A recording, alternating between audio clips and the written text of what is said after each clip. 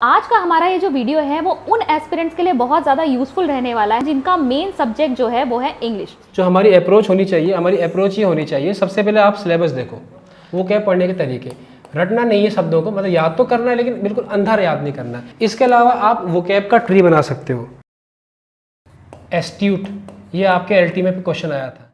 Hello everyone, welcome to this video. तो आज का हमारा ये जो वीडियो है वो उन एस्पिरेंट्स के लिए बहुत ज़्यादा यूजफुल रहने वाला है जो उत्तराखंड एलटी एग्जाम की तैयारी कर रहे हैं और जिनका मेन सब्जेक्ट जो है वो है इंग्लिश। क्योंकि आज हमारे साथ मौजूद हैं इंग्लिश के एक्सपर्ट अंशुल पंत सर। तो अंशुल पंत सर के बारे में मैं आपको बताना चाहूँगी, इन्होंने बहुत सारे सेंट्रल के और स्टेट लेवल के एग्जाम्स निकाले हुए हैं और सर इस समय SSC CGL के थ्रू इस समय सर्विस में हैं। तो सर मैं चाहूँगी कि आप कुछ बच्चों को डिटेल में थोड़ा सा एक टॉपिक वगैरह के थ्रू अगर आप बताना चाहें तो प्लीज़। आप सभी एस्पिरेंट्स को जय हिंद, नमस्कार। जैसा कि मैडम ने आपको बताया कि एलटी इंग्लिश के लिए हमारी अप्रोच क्या होनी चाहिए, थोड़ी बहुत चर्चा हम यहाँ पर करते हैं। देखिए, मैंने बोर्ड पे कुछ चीज़ें लिखी रखी हैं समय बचाने के लिए। एलटी इंग्लिश का हमारा पेपर है और आपको पता होगा इसमें हमारी पेडागोजी है, रीजनिंग और जीके है और इंग्लिश का पोर्शन है। तो जो मेरा वाला इलाका है वो ये है, उसमें भी ग्रामर और वोकैब वाला हिस्सा है। तो देखिए, इंग्लिश के अंदर आपके दो चीज़ें आपने देखा होगा। 50 नंबर का आपके अंग्रेजी है, उसमें एक तो इंग्लिश यूसेज है, ग्रामर वाला पोर्शन, वोकैब, और एक पोर्शन अगर हम कहें तो आपका लिटरेचर। तो पुराने अगर पेपर के हिसाब से देखा जाए तो लगभग 30 नंबर की ये रहेगी और 20 नंबर की ये रहेगी 50 नंबर में से। इतना तो है, 20 नंबर से कम शायद ये नहीं जाएगी। अगर चले भी गई तो क्योंकि पिछली बार 16 नंबर की करीबन थी, तो 17, 18, 16 नंबर तो फिर भी रहेंगे। लेकिन हमें फ़िलहाल इस हिसाब से अपना अप्रोच लेनी है। अब करना क्या है, जो हमारे समस्या होती है ग्रामर और वोकैब में। देखिए, जो हमारी अप्रोच होनी चाहिए, हमारी अप्रोच ये होनी चाहिए, सबसे पहले आप सिलेबस देखो। हम सबसे पहले सिलेबस देखते हैं, प्रैक्टिकली वो चीज़ करते हैं। तो सिलेबस हमारा क्या कहता है, इंग्लिश ग्रामर यूनिट 1, उसमें पहले हमारा पार्ट्स ऑफ स्पीच, फिर हमारा है tenses, articles, prepositions, subject verb agreement, transformation of sentences, और दूसरा है इंग्लिश यूसेज, जो हम अंग्रेजी का इस्तेमाल करते हैं। उसमें हमारा शब्दावली भी आती है, one word substitution, antonyms, synonyms, spotting errors, figure of speech, comprehension. अब जो इंग्लिश ग्रामर वाला पोर्शन है उसमें आपको इन्होंने कम शब्दों में सब कुछ दे दिया है। अगर पार्ट्स ऑफ स्पीच लिख दिया, इसका मतलब सब कुछ आ गया। ठीक है, तो कुछ हमारी अप्रोच इस तरह से होनी चाहिए। आप ये आपका पोर्शन आपको पता है कि इसका सिलेबस जो है थोड़ा सा बड़ा है, तो इसको देखकर घबराना नहीं है। सिलेबस बनाने वाले ने सिलेबस बना दिया, हमारा कमीशन क्या करता है, बहुत कुछ कॉपी पेस्ट करके डाल देता है। इसको आप ध्यान से पढ़िए, रीड बिटवीन द लाइन्स कीजिए। कई सारी चीज़ इसमें ऐसी हैं जो जिससे क्वेश्चन नहीं आते हैं। कुछ चीज़ें ऐसी हैं जो बहुत इंपॉर्टेंट है, खासतौर पर जो करंट सिनेरियो से संबंधित है, जो उत्तराखंड वाला इलाका है कि उत्तराखंड में शिक्षा का क्या चल रहा है, कौन सी स्कीम है, ये पोर्टल वो पोर्टल, बहुत सिलेक्टिवली इसको पढ़ना है। फिर आता है हमारा रीजनिंग जीके। इसमें जीके में आपको पता है कि उत्तराखंड का पोर्शन है, उससे क्वेश्चन आने रीजनिंग लगभग सभी कर लेते हैं। थोड़ा बहुत इसकी तैयारी करके जानी। रीजनिंग की तैयारी आप तब कर सकते हो जब आपके पास महीना भर बचा हो, उससे पहले आप बाकी चीज़ पे ध्यान दीजिए। इसको आप रोज़ पढ़ते रहिए।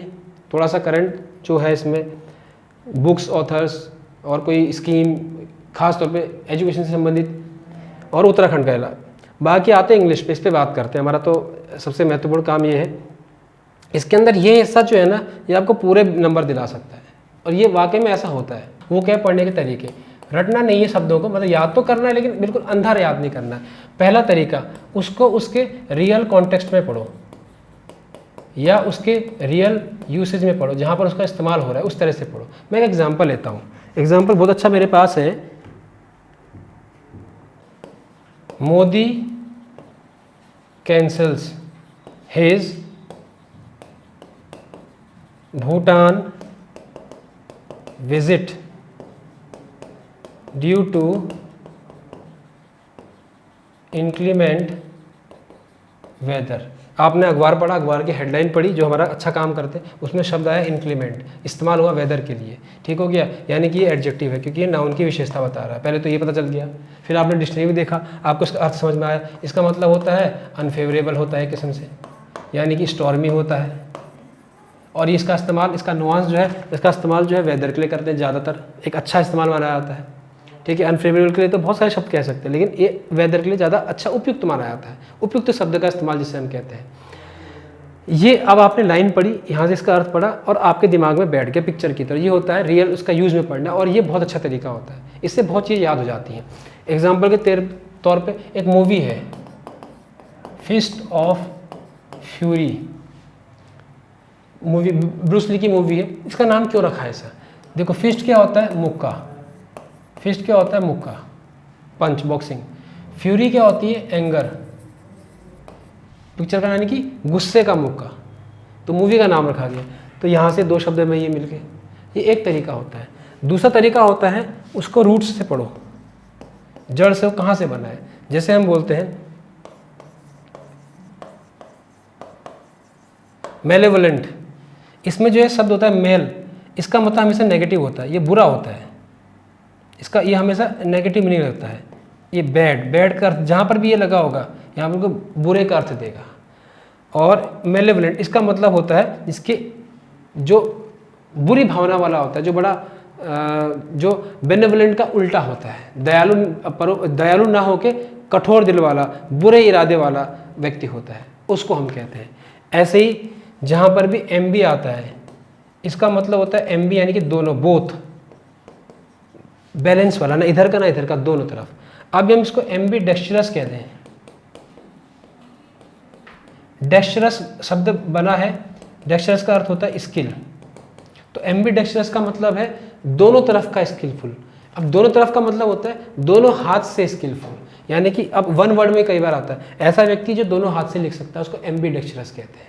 तो ये होता है, इस तरह से हम रूट से पढ़ सकते हैं। इसके अलावा एक और तरीका होता है, राह चलते जो हमारे सामने चीज़ें आती हैं उनको हम देखें। जैसे हमने एग्जांपल लिया, हम एक हमारी स्कूटी आती है सुजुकी एक्सेस 125। अब इसका नाम एक्सेस क्यों रखा? तुरंत दिमाग में आना चाहिए। एक्सेस मतलब होता है पहुंच, आपकी रीच। ये पहली स्कूटी ऐसी निकली थी जिसको 125 सीसी इंजन तक की पहुंच दी गई थी, तो उन्होंने इसका नाम ऐसे रख दिया एक्सेस। इसके अलावा हम पढ़ते हैं हंक, यानी कि विकराल। रॉयल एनफील्ड, रॉयल नाम क्यों रखा? तो कुछ कुछ शब्द तो सरल है, लेकिन कुछ कुछ शब्द जैसे एक्सेस है, कई लोगों को नहीं पता होगा, हंक है नहीं पता होगा, ठीक है ना। इस तरह के नाम जो हमारे रोज़मर्रा की ज़िंदगी में आते हैं। एक यहाँ पे मैंने देखा हल्द्वानी में एक कोचिंग है, वो कोचिंग ने अपना नाम रखा था ड्राई रन। अब यार ये क्या चीज़ है? सूखी दौड़ नहीं ना, तो इसका नाम ड्राई रन क्यों रखा? दिमाग में आना चाहिए यार ऐसा क्यों रखा। तो ये एक मुहावरा है, इसका मतलब होता है रिहर्सल। तो कोचिंग में क्या करते हैं? रिहर्सल ही करते हैं एग्जाम से पहले, तो इसका नाम रख दिया ड्राई रन कोचिंग इंस्टीट्यूट, यानी कि रिहर्सल। इसका अर्थ होता है रिहर्सल करना, पहले से कोई चीज़ की तैयारी करना। तो ये सब एक तरीके होते हैं वोकैब पढ़ने के। इसके अलावा आप वोकैब का ट्री बना सकते हो, वोकैब ट्री बना सकते हो। जैसे आपने देखा कोई इंसान ईगोइस्ट है, ठीक है, वो इंसान, और ईगोइस्ट है तो क्या होगा?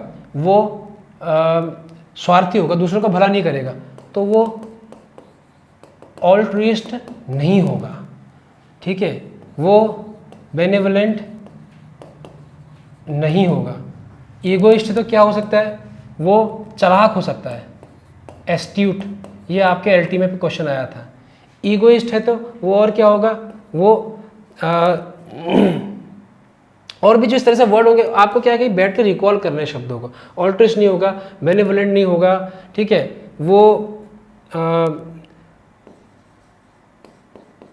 वो सेल्फ अप्रेजल चाहेगा, अप्रेज करना, वो अपनी प्रशंसा सुनना चाहेगा, ठीक है ना। इस तरह के शब्द बना सकते हैं। वैसे ही जैसे एक शब्द है एस्केटिक, यानी कि सन्यासी। सन्यासी कैसे होगा? वो सेलिबेसी का पालन करता होगा।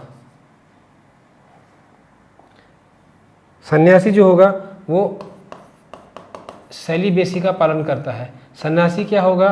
ठीक है, एस्केटिक। वो और क्या हो सकता है?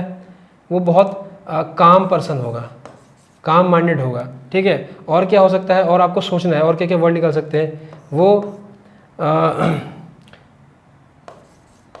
मेंडिकेंट, मेंडिकेंट होगा, यानी कि भिक्षुक होगा, मेंडिकेंट। अब ये जो मेंडिकेंट शब्द है ये यूफिमिज्म है, किसके लिए?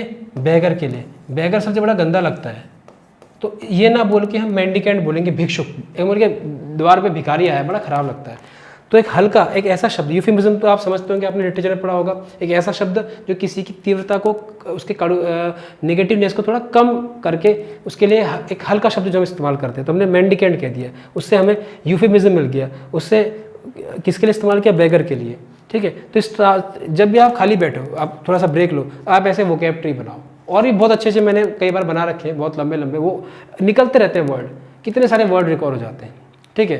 तो अब हम थोड़ा सा प्रीवियस ईयर क्वेश्चन को लेते हैं। चलिए प्रीवियस ईयर क्वेश्चन लेते हैं। जैसे ये आपका 1 वर्ड में आया था, killing of a human being, ठीक है। कुछ आप एलिमिनेट कर सकते हो, कुछ आपको डायरेक्ट पता होते हैं, ठीक है। पैट्री मतलब फादर, कट गया, ठीक है। मर्डर तो है नहीं, क्योंकि यहाँ पर आप एक पर्टिकुलर की बात कर रहे हैं, ह्यूमन बीइंग की बात कर रहे हैं। और आपको पता है कि ह्यूमन बीइंग यानी कि होमोसेपियंस, होमोसेपियंस यानी कि होमो, तो होमिसाइड बोलते हैं। इसका आंसर ये हो गया। ये तो बहुत सिंपल है। ये जो भी हमने पढ़ा था एस्ट्यूट, ये क्या होता है? चालाक, मकार, तेज दिमाग वाला, चतुर व्यक्ति। तो उसका उल्टा क्या हो जाएगा? ये जरूर देखना है। तो उसका उल्टा हो जाएगा फुलिश, ठीक है। और साथ में इसमें पार्ट्स ऑफ स्पीच भी देखना है। अगर एक ही शब्द के लग रहा है कि दो शब्द ऐसे हैं जो इसके सिनोनिम में एंटोनिम हो सकते हैं, तो आप देखिए कि पार्ट्स ऑफ स्पीच सेम होना जरूरी है। फिर हम आगे देखते हैं, through out the day she did nothing. She, ये एक फ्रेज होता है, शी डिड नथिंग यानी कि उसने कुछ नहीं किया, केवल क्या किया? बट। तो फेन, तो ये आ जाएगा, ये पास्ट की बात कर रहा है। इससे मालूम चला, डिड से मालूम चला कि पास्ट टेंस है, तो पास्ट टेंस में वर्ब कौन सी है? फेंड, तो ये आ जाएगा। अब ये देखिए, ये आपके सामने मुहावरा आया, इसका तो सीधे सीधे अर्थ पता होना चाहिए। To cast pearl before a swine, मोती, वो स्वाइन के आगे मोती बिखेरना। तो ये क्या होता है? प्रीशियस थिंग, ऐसी व्यक्ति को देना जो उसकी वैल्यू नहीं करता, ठीक है। Meaning of the phrase inter alia, ये थोड़ा सा कोर्ट की भाषा में इस्तेमाल होता है, कोर्ट वाली वोकेबलरी है। इसका मतलब वैसे तो इन बिटवीन होता है, तो आपको याद होना चाहिए। इंटर एलिया मतलब, इंटर का मतलब ही बिटवीन हो जाता है, इंटर एलिया मतलब इन बिटवीन। तो इस प्रकार हमारे कुछ शब्द थे। तो इस प्रकार कुछ क्वेश्चंस मैंने कराने की कोशिश करी। अब टॉपिक तो बहुत सारे हैं, 8 तो या पार्ट्स ऑफ स्पीच ही हैं जो आपको पढ़ाना है, और इसके अलावा बहुत अच्छी खासी वोकैब है, टेंसेज हैं, आर्टिकल्स है, प्रीपोजिशंस है, सब्जेक्ट वर्ब एग्रीमेंट है, ट्रांसफॉर्मेशन ऑफ सेंटेंसेस है, स्पॉटिंग एरर्स की कुछ अच्छे अच्छे क्वेश्चंस हैं। तो आप जस्ट मैंने एक इंट्रोडक्शन दिया है, कैसे पढ़ना, क्या पढ़ना। देखिए आपने देखा होगा कई सारे रूल्स मेरे सामने आए, बहुत लंबे समय ऐसा है कि मैं इनको कोई दोबारा मैंने नहीं पढ़ा है, बस एक बार इनके कॉन्सेप्ट को समझा है। जैसे केसेस है, सही वर्ड का इस्तेमाल है, सब्जेक्ट क्या है, ऑब्जेक्ट क्या है, ये सब चीज़ें समझी हुई हैं। तो आप यहीं से बहुत चीज़ें पता लगा सकते हो। कुछ चीज़ों के रूल्स आपको पढ़ने पड़ते हैं। अच्छा ये होता है तो ये होता है, इसके साथ ये लगता है, ये प्लुरल होता है, सिंगुलर होता है, कुछ चीज़ें पढ़नी पड़ती हैं। तो सही अप्रोच क्या है? थोड़ा सा बेसिक्स आप समझिए। अगर आपको लगता है कि ये वीडियो आपके लिए कुछ लाभदायक रहा, मेरा पढ़ाने का तरीका आपको सही लगा, तो आप कमेंट में और भी टॉपिक्स की डिमांड कर सकते हैं कि हमें ये टॉपिक पढ़ना है, और उस टॉपिक का वीडियो हम आपके लिए डाल देंगे। जो क्वेश्चन आपको दिया है उसको ज़रूर डालिएगा। और अगर आप चाहते हैं कि प्रॉपर एक ग्रामर पढ़ाई जाए LT के लिए, आपको लगता है, तो फिर हम आप कमेंट में बताइएगा, उस हिसाब से फिर हम कोशिश करेंगे। और आपको कोई क्वेश्चन है, क्वारी, तो आप कमेंट बॉक्स में ज़रूर बताइएगा। धन्यवाद।